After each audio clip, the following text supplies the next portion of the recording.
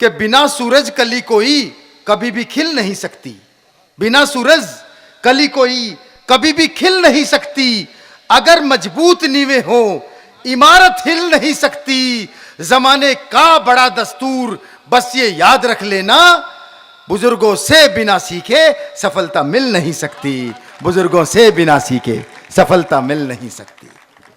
तो इन सब का आप सबका आशीर्वाद हमारे साथ है और हम बात ये पूरे देश में जाते हैं। और मित्रों, बहुत बढ़िया काव्य पाठ किया है, हम क्रम को आगे बढ़ाना चाहते हैं। इतनी बड़ी उपस्थिति जो नारी शक्ति की है, महिला शक्ति की यहाँ है, मैं उसको भी प्रणाम करता हूँ।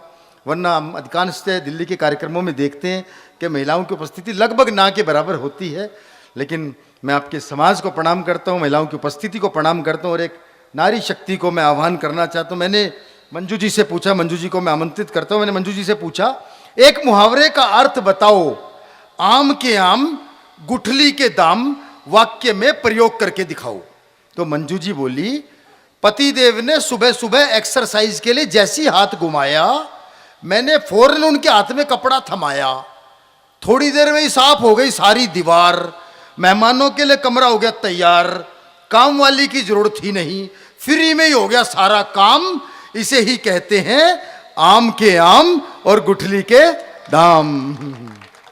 अच्छा, जहां भी जाओ पतियों को एक ही शिकायत रहती है, पत्नी इज्जत नहीं करती, पत्नी इज्जत नहीं करती। मैं उनसे एक ही बात कहता हूं, देखो इन्होंने पिता को छोड़ा तो ससुर मिला, मां को छोड़ा सास मिली, बहन को छोड़ा नंद मिली, भाई को छोड़ा देवर मिला, ऐसा क्या छोड़ा जो पति मिला? कुछ भी नहीं। तो फिर फ्री में मिली हुई चीज की इज्जत कहां से होगी? हाँ, यही है कि नहीं बात? सच्ची बात कही है ना मैंने। अच्छा, एक चीज और, कहीं भी जरा सी नजर पुरुष की, बाजार में जा रहे हो, पत्नी साथ में हो और कोई सुंदर सी नारी दिख जाए और पुरुष की नजर अगर वहां टिक जाए, बस पीछे से ये लगता है अपने अंदर के रावण को मारो, अपने अंदर के रावण को मारो। तो महिलाओं से कभी कोई नहीं कहता तुम भी तो अपने अंदर की ताड़ का, मंत्रा, सुपड़ का, के कहीं इनको मारो, सारा हमारे थोड़ी है।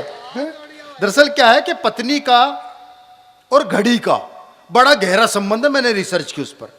देखिए, पत्नी 24 घंटे टिक टिक करती है, घड़ी 24 घंटे टिक टिक करती रहती है और पत्नी 24 घंटे चिक चिक करती रहती है। अच्छा, घड़ी की सुइयां घूम फिर के वहीं आ जाती हैं। इसी प्रकार पत्नी को कितना भी समझा लो, वो घूम फिर के वहीं आ जाएगी, अपनी बात ही मनवाएगी। अच्छा, घड़ी सिर्फ क्लॉकवाइज घूमती है, लेकिन पत्नी क्लॉकवाइज, एंटी क्लॉकवाइज, जैसे मर्जी घूम सकती है, ये उसके मूड पर निर्भर करता है। अच्छा, घड़ी में जब 12 बजते हैं तो तीनों सुइयां एक दिखाई देती हैं, लेकिन पत्नी के जब 12 बजते हैं तो एक पत्नी भी 3-3 दिखाई देती है। घड़ी बिगड़ जाए तो रुक जाती है, पत्नी बिगड़ जाए तो शुरू हो जाती है। घड़ी बिगड़ जाए तो मैकेनिक के जाती है, पत्नी बिगड़ जाए तो मैके जाती है।